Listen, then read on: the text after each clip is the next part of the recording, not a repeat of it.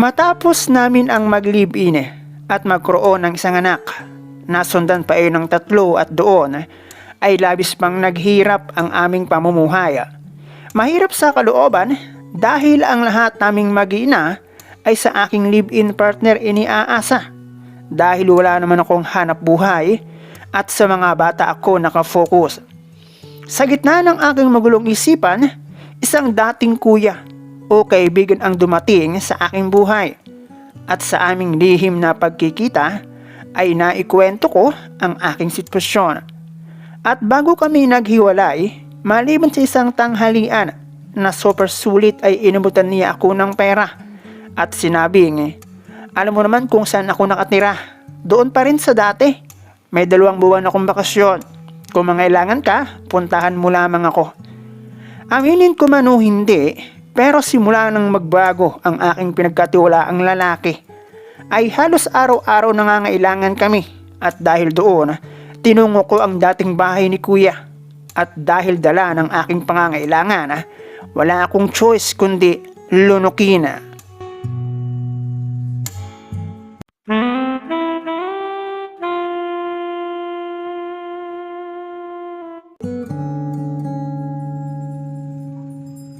Itago mo na lang ako sa pangalang Carmen, 29 years old, may 4 na anak at iyon ay sa loob lamang ng 8 years naming pagsasama bilang live-in ng lalaki na itago na lang natin sa pangalang Mark.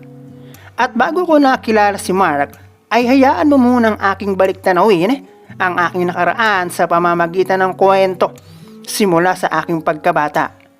3 kaming magkakapatid at maayos ang aming pamilya dahil pareho sa aking magulang ay mayroong maayos na trabaho at regular sa company na kanilang pinapasukan. Nagisnan ko na mula sa aking pagkakaroon ng isip na kasama namin sa bahay ang lalaki na itago na lang natin sa pangalang Reden na siyang inakala kong panganay sa aming magkakapatid dahil maliban sa aking ate na panganay at kuya na sumunod kay ate ay meron pa kaming kuya na tinatawag at di hamak na mas may edad kumpara kay ate dahil kita naman sa malayo ang diferensya ng height nila.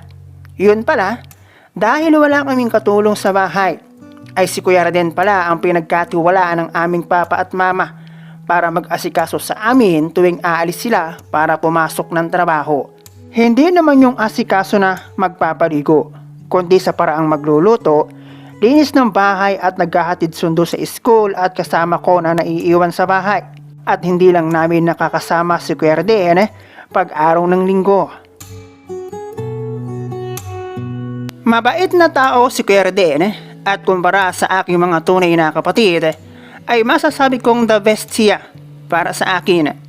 Marami kaming banding na pinagsamahan kahit noong nag-aaral pa ako ng elementary, lalo na pagdating sa aking mga assignment. Kahit nagpang-abot kaming magkakapatid sa school, ay lagi pa rin nagkahatid sundo sa amin si Kuya Raden. Kaya naman buo ang tiwala ng aming mga magulang na madalas pang gawing modelo na dapat raw naming tularan sa tuwing merong sermon si mama sa amin. Hindi malinaw sa akin kung paano naging magkakilala sina mama at papa at Kuya Raden. Basta ang alam ko ay magkakaibigan sila. Pero di hamak na mas bata si Kuya Raden dahil 10 years lang naman ang age gap ko kay Kuya Raden.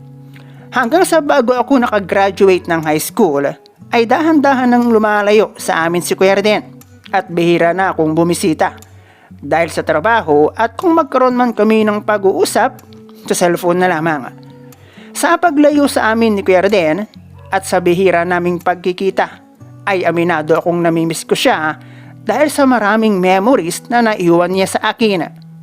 Halos lahat kasi masaya pag siya ang aking kasama. Ni pagpunta ng palengke, magkaangkas pa kami sa bisikleta. Pamamalengke na may kunting gala. Basta iba ang banding namin na hindi pwedeng ipareho sa aking 2 kapatid at isa na doon ang aming food trip at pag-aabot niya ng pera sa akin. Na alam kong bahagi ng perang iniaabot sa kanya bilang aming taga-subaybay. Ang totoo niyan, mula nang mag-aral ako hanggang sa noong nasa amin pa siya ay never ako nagkaroon ng paghanga sa iba. Kaya medyo duda rin ako sa kung ano ba si Kuya Raden para sa akin.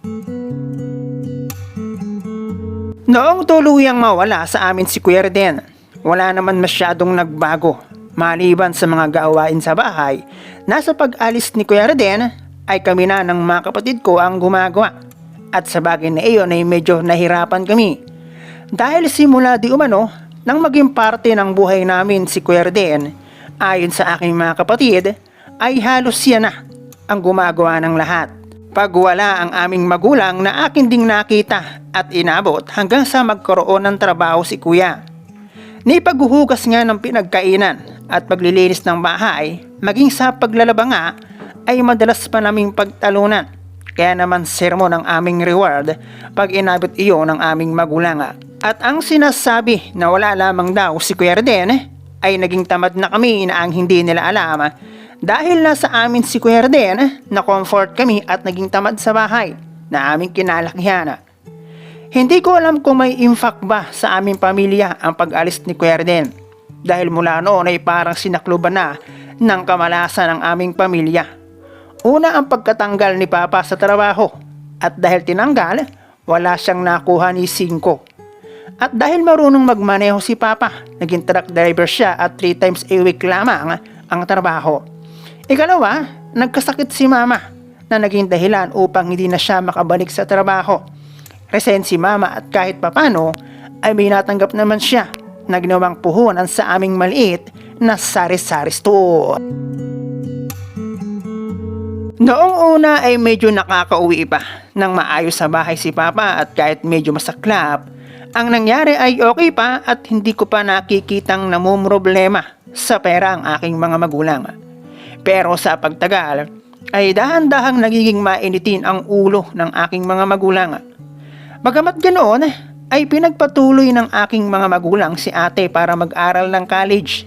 Nakatapos siya ng 2 taon, habang si Kuya naman ay hindi na nakatapos ng 2 taon dahil nagkahiwalay na ang aming mga magulang.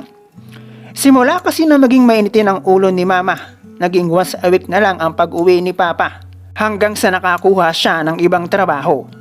At dahil stay-in bilang school bus driver, ay naging madalang ang pag-uwi ni Papa hanggang sa pag-awayan nila iyon ni Mama at paghinalaan na mayroong babae si Papa. At syempre hindi yun nagustuhan ni Papa. Bagamat nagbibigay ng sustento si Papa noong una hanggang sa lumiit na iyon ng lumiit hanggang sa hindi na nagpapadala. Nawala na sa isip ko ang pag-aaral at tumulong na lang ako kay Mama sa pag-aasikaso ng store namin. Kaya lang, noong magkaroon ng live-in si ate at si Kuya ay maabutan ni Mama na nagdadala ng babae sa bahay pag wala kami, ay ako ang madalas tapunan ng galit na baka araw ganito at ganoon, na baka araw pag ako'y pinag-aral ay tumulad lang ako sa aking ate at kuya. Ang nangyari tuloy, sa bawat kilos ko ay para akong nakikipagpatentero. Bukod sa pakiramdam kong nakikipagpatentero ako sa aking bawat kilos, ay hindi ko na mabilang kung ilang ulit na ba akong napahiya sa customer dahil sa sermon na wala sa lugar. Bukod pa doon, ay bihira akong magkaroon ng sariling pera kahit kami ni Mama ang magkatuwang si store. Nakaisip akong mag-apply matapos ang 2 taon at para magkapera ay ang mangupit ang naisip kong paraan para makapag-ipon ako ng requirements at ng pag-a-apply. Dahil pakiramdam ko ay tatanda ako ng maaga si stress pag si Mama ang aking kasama. Ginawa ko ang aking plano at sa bawat sermon, konting tiis pa ang lagi kong sinasabi sa aking sarili. Maganda talaga ang may plano na wala kang pinagsasabihan dahil yung plano kong iyon ay ako lang ang nakakaalam. Nakaipon ako at ginamit ang gusot na perang bunga ng masamang gawa. Nakaipon ako ng requirements na nag-apply ako at pagkaraan ng almost 1 buwan natanggap ako bilang factory worker. Ang araw kung kailan nakalaya ako sa kuko ng agila. Hindi ako naging magastos. Hindi ako nag-aabot ng pera pero pag hindi water bill, electric bill, bumibili ako ng bagay na nakakatulong sa bahay. Kung iyong mga nakapag-aral nga ng college, hindi nag-aabot at mga walang ambag at least ako meron. 19 years old ako nang magkaroon ng unang jowa at sa loob lamang ng 2 buwan namin na pagiging magjowa ay akin ang nais-surrender ang bataan sa paraan na hindi ko inaasahan. Sa hindi malamang kadahilanan ay naisurrender ko ng ganun-ganun na lang ang aking perlas ng silanganan. Iyon ay matapos kaming magkasalubong ng aking boyfriend pag out ko ng trabaho bago ako nakasakay ng jeep pauwi sa bahay. Nagbo-boarding house kasi ang boyfriend ko at ang yaya niya sa akin ay sabay na kaming mag-agahan. 6 to 6 night shift ang aking schedule dahil maaga pa naman. Maliban sa hindi ko naisip na alam ni mama ang oras ng out ko, ay hindi ko rin naisip na baka walang kasama sa boarding house si BF. Hindi din naman kasi gano'n ang aking pagkakakilala kay BF at nung dumating nga kami sa boarding house ay wala ngang ibang tao kaya ayun. Hindi pa man handa ang lupain para maging bukirin ay parang nawala ng pagpipilian. Hindi sa ayaw ko dahil totoo naman na mahal ko ang lalaki na itago na lang natin sa pangalang Tarok, ay ayaw ko ng ganong hindi ako ready at wala sa dahilan ng aking pagsama. Oo nga't mayroong kape at pandesal pero propaganda lamang pala iyon para mailapit sa tunay na pakay o hangarin. Hindi ko alam kung paano ko siya ilalarawan pero hindi siya okay. Bukod doon, hindi ko naramdaman yung langit ko na gaya ng sinasabi ng ilan sa aking mga katrabaho. Bagamat si Tarok ang nakauna, pero mula noon ay never na akong nagtiwala sa kanya hanggang sa naghiwalay kami. Noong ma-end of contract ako sa company kung saan ko nakilala si Tarok, naghanap ulit ako ng ibang trabaho. Hanggang sa isang jeepney driver naman ang aking nakilala. Gwapo siya para sa akin at nalaman ko na magkasing edad lamang kami. Good looking siya at doon, naisip ko na hindi pala porket isang jeepney driver dapat nang malaitin. Lalo't nalaman ko sa lalaki na itago na lang natin sa pangalang Mark na mahigit doble ng kinikita nila sa isang araw na pamamasada ang daily rate ng isang tulad ko na empleyado. Partida pa dahil hindi pa kanya ang jeep at nakikilabasan lamang siya. Napalapit ang loob ko kay Mark, lalo't naging madalas na rin ang paglalaan niya ng oras sa akin. At lagi niya akong tsinetsyempuhan kapag papasok at uuwi ako ng bahay galing ng trabaho. Hanggang sa ayun nga at sinagot ko si Mark ng kanya akong ligawan. Hindi dahil gusto kong makaiwas o tumakas sa sitwasyon meron ng aming pamilya. Pero sa loob lamang ng isang buwan namin ni Mark na pagiging magjowa, ay pumayag akong sakahin niya ang lupain na hindi siya ang unang umanaro. Doon ko palang nakamta ng langit na sinasabi ng aking mga kakilala. Naging madalas ang diligan sa bukid, ang dahilan kung bakit mabilis sumuloy ang punla. Hindi sang-ayon doon ang aking magulang. Madalit sabi ay sinumay ko si mama at si Mark ang aking pinili. Nag-live-in kami at sa poder ng kanyang magulang ay nagtiyaga ako sa kwarto na maluwag pa ang kusina ng aming bahay. Kapit lang, sabi ng taong nagmamahala. Ang importante, wala na ko sa amin at kasama ko si Mark, ay bubuo kami ng bagong pamilya. Kahit medyo napaisip ako ng hindi maganda tungkol kay Mark at sa kanyang mga magulang. Nang wala at nasa biyahe kasi si Mark nung sumakit ang aking tiyan at ang aking pagdaing at paghingi ng tulong ay tila kanilang binaliwala. Nakulang na lang ay dalin ko ang aking sarili sa ospital. Pinalampas ko iyon, baka kako na taon lang at inakala nilang normal na senaryo para sa isang nagdadalang tao, lalo't 5 magkakapatid sina Mark. Nakaraos ako sa aking panganay pero still ang kwarto kung saan kami nagsimula ni Mark ay iyon pa rin sa aking pagbalik. Masikip, mainit, tabing kalsada, kaya naman nirinig ang halos lahat sa labas kasama na ang nakakarinding ingay ng sasakyan. Ang lahat ng aking nararamdaman ay sinabi ko kay Mark. Noong una ang sabi, hindi namin kaya ang umupa ng bahay. At sa ilang ulit ko pa, ay hindi na magandang salita ang aking narinig mula kay Mark. At huwag ko raw pairalin ang kaartihan dahil hindi naman raw siya ang gumustong kami ay magsama. Lumalabas ay kasalanan ko pa. Sisihin ko man ang aking sarili ay wala na akong magagawa total sa nangyari sa amin ay kalahati ng desisyon doon ay nagmula sa akin at sa kagustuhan kong makaalis sa amin. To be honest ay hindi naging normal ang aking buhay. Bukod sa grabing panlalait ang aking inaabot sa aking hilaw na biyang lalaki, ay nasabihan pa kong salot sa kanilang pamilya. Ang isa pang hindi ko nagustuhan kay Mark na hindi ko naisip na naging problema din mama kay Papa ay ang pag-iinom. Na pag hindi sigaw ay amba ang aking inaabot tuwing malalasing at uuwing walang pagkain. Naging 3 ang supling namin na halos tagi-isang taon ang pagitan. Hindi naman ako makatanggi sa takot na pagsimulan na naman ang aming pag-aaway. At ikinagagalit ni Mark sa tuwing nagsasabi ako na gumamit siya ng proteksyon para maiwasan ang muli kong pagkabuntis. Higit pang naging mahirap ang aking sitwasyon at kahit pa sabihin na sa paglipat ng aking mga hilaw na biyanan ng bahay at sa amin ni Mark na iwan ang luma. Sa sitwasyon kong may alagang 3 maliliit na bata ay mahirap dahil ang lahat ay kay Mark ko iniaasa. Lalo't higit ay nitong nagdaang pandemic. Grabe, nataon lang talaga na hindi ko kayang iwan ang mga anak ko na madalas ang inaasahan kong nagbiyahe ay uuwing lasing at walang grasya at ako pa ang hahanapan ng masarap na pagkain. Masakit sa tenga pag sinasabi niyang hindi naman raw dating ganoon ang buhay niya na para bang ang lahat ay isinisisi niya sa akin. Sa pinili kong landas, maliban sa sinabi ni Mama na panindigan ko ang aking ginusto ay hindi na niya kailanman ako ginulo. At dahil doon matagal kaming walang pag-uusap. Nawalan ako ng balita sa kung ano na ba ang ganap sa amin. Huli na ng aking malaman, iba na pala ang nakatira sa aming bahay. At si Mama naghahanap buhay na bilang kasambahay. Meron na akong 3 pamangkin, 2 kay ate at 1 kay kuya.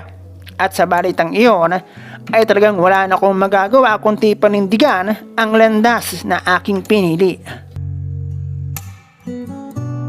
Hindi inaasahan ay isang friend request ang aking natanggap.